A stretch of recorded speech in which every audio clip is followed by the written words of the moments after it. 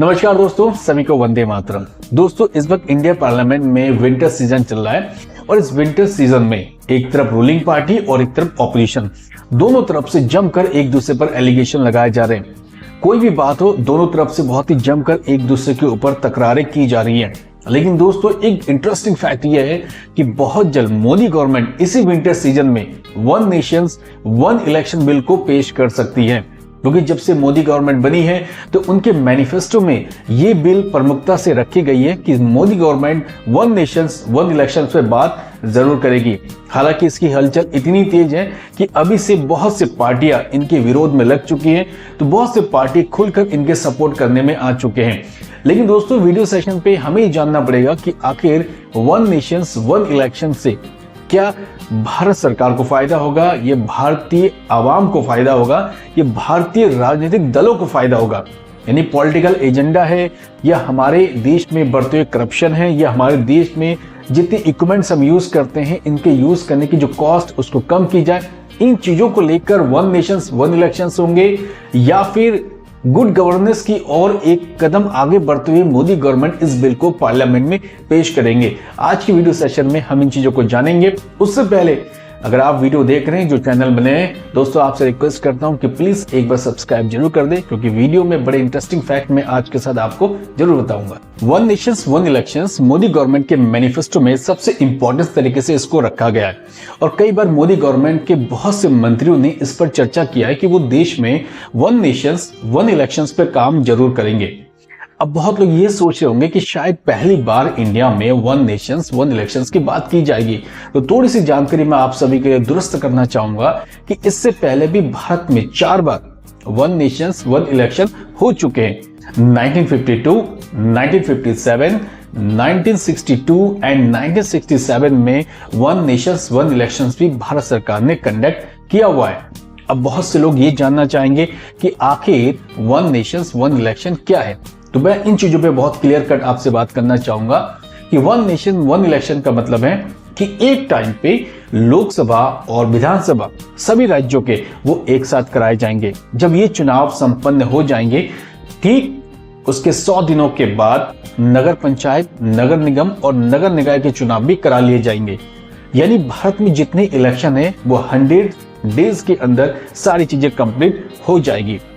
अब इन चीजों को लेकर एक बात यह आती है, क्या भारत दुनिया का पहला ऐसा देश बनेगा जहां पर वन नेशन वन इलेक्शंस की बात कराई जा रही है, या उसको कंडक्ट किया जाएगा।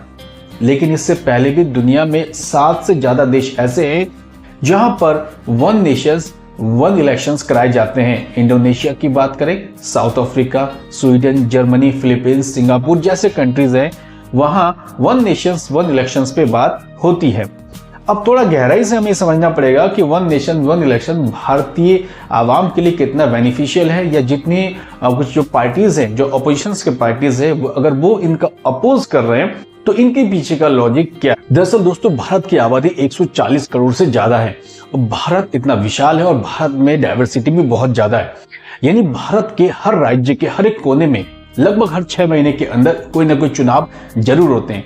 कहीं पे उपचुनाव होते हैं, कहीं पे विधानसभा के चुनाव, कभी नगर निकाय के चुनाव, तो कहीं पे नगर निगम के चुनाव। हर चुनाव होने के कारण उन चुनावों के दौरान आचार संहिता लगाई जाती है।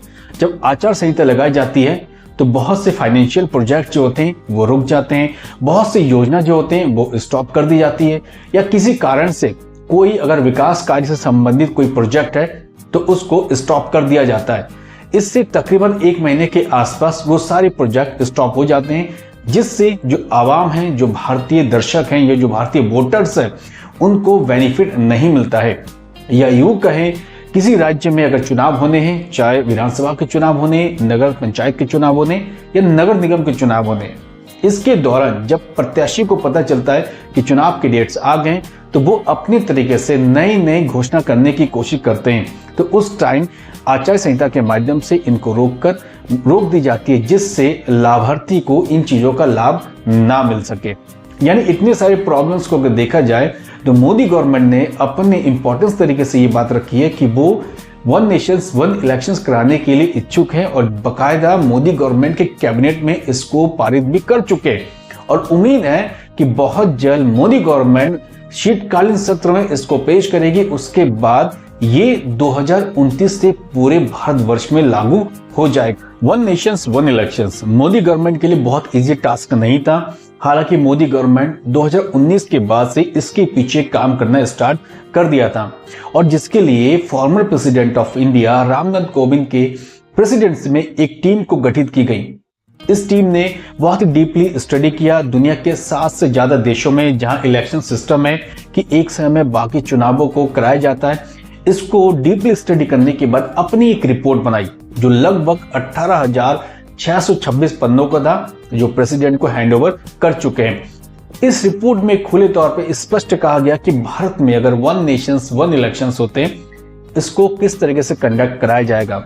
लोकसभा और विधानसभा के चुनाव अगर एक साथ होते हैं तो उसके 100 दिनों के अंदर नगर पंचायत और नगर निकाय के चुनावों को कराना चाहिए। साथ ही जितने भी इसके मैन पावर से इक्विपमेंट्स होंगे और बाकी अदर फैसिलिटीज होंगे, इनकी एडवांस प्रिपरेशन से लेकर बाकी सारी चीजें बहुत ही बारीकी से इसमें एक्सप्लेन की गई है। हालांकि वन नेशंस वन इलेक्शंस को लेकर हाल ही में मिनिस्ट्री ऑफ लॉ की तरफ से 3 डेज वर्कशॉप भी ऑर्गेनाइज किया गया था, जिसमें भारत के डिफरेंट पार्टीज के लीडर्स को इनविटेशन दिया गया था या बहुत से स्कॉलर पर्सन को इनवाइट किया गया था कि वो इस वर्कशॉप में आए और वन नेशंस वन इलेक्शन को किस तरीके से कंडक्ट करें या इसके बाकी अदर प्रॉब्लम्स है उसको सॉल्व किस तरीके से करेंगे या उस पर डिस्कशन कैसे करेंगे। इन चीजों को बहुत ही बारीकी से इन चीजों पे बताया गया था। हालांकि 62 दलों के साथ मिलकर वन नेशंस वन इलेक्शन पर चर्चा की गई और चर्चा करने के बाद तकरीबन 32 पार्टियों ने इस पे अपना सपोर्ट दिया, जिसमें जेडीयू हो, बीएसपी हो, शिवसेना शिंदे गुट हो, एआईडीएमके जैसे पार्टियों ने वन नेशंस वन इलेक्शन को सपोर्ट किया।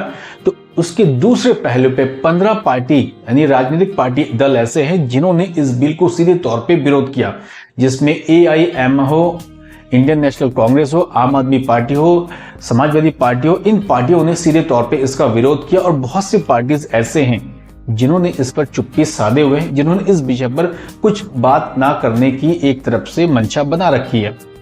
इन सारी चीजों के साथ उम्मीद है कि बहुत जल्द मोदी गवर्नमेंट पार्लियामेंट के शीतकालीन सत्र में ही इस बिल को पेश कर सकती है। अगर ये बिल पेश हो जाता है तो मोदी गवर्नमेंट को लोकसभा हो या राज्यसभा हो, दोनों सदनों से आसानी से ये बिल पास हो सकती है, क्योंकि दोनों सदनों में एनडीए को बहुमत है और किसी प्रकार की परेशानी मोदी गवर्नमेंट को नहीं होगी।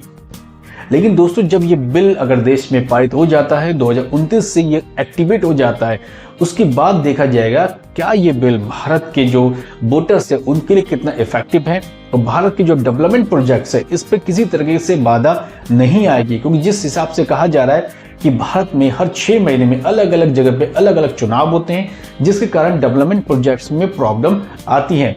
दूसरी तरफ अगर आप जाएंगे तो जितने लोकल जो पार्टीज है उनका सीधे तौर पे कहना है अगर ये चुनाव होते हैं तो जो क्षेत्रीय पार्टी है जो किसी तरीके से पनप रहे हैं उनको एक हिसाब से दबा दी जाएगी, क्योंकि जितने राष्ट्रीय पार्टी हैं वो पूरे भारतवर्ष में काम करते हैं, इसलिए उनका इफेक्ट इतना ज्यादा होगा कि उनके इफेक्ट में छोटी छोटी पार्टियां खत्म हो जाएगी। इसलिए जितने भी छोटे छोटे पार्टी हैं, बहुत से पार्टीज ऐसे हैं जो इससे खुले तौर पे विरोध कर रहे हैं। सो दोस्तों, आज की वीडियो में बहुत शॉर्ट तरीके से मैंने वन नेशंस वन इलेक्शंस पे बात की और हो सकता है मोदी गवर्नमेंट 19 दिसंबर को ये बिल पार्लियामेंट में पेश करे, और अगर ये बिल पार्लियामेंट में पेश करते हैं तो उसके बाद इसको राज्यसभा में भेजा जाएगा और बहुत आसानी से हो सकता है कि ये बिल पास हो जाए। But government of India, it means कि जो मोदी गवर्नमेंट है, इसकी कोशिश है कि सारे दलों के साथ मिलकर चर्चा करके आसानी से इस बिलों को पास किया जाए, जिससे आपस में कोई मतभेद ना हो। खैर, ये तो पार्लियामेंट के अंदर ही पता चलेगा जब इस बिल को पेश किया जाएगा। तो दोस्तों, अब समय बहुत हो चुका है, कल फिर मिलेंगे एक और नए वीडियो के साथ। तब तक के लिए प्लीज लाइक शेयर कमेंट्स जरूर करें। Thank you. जय हिंद।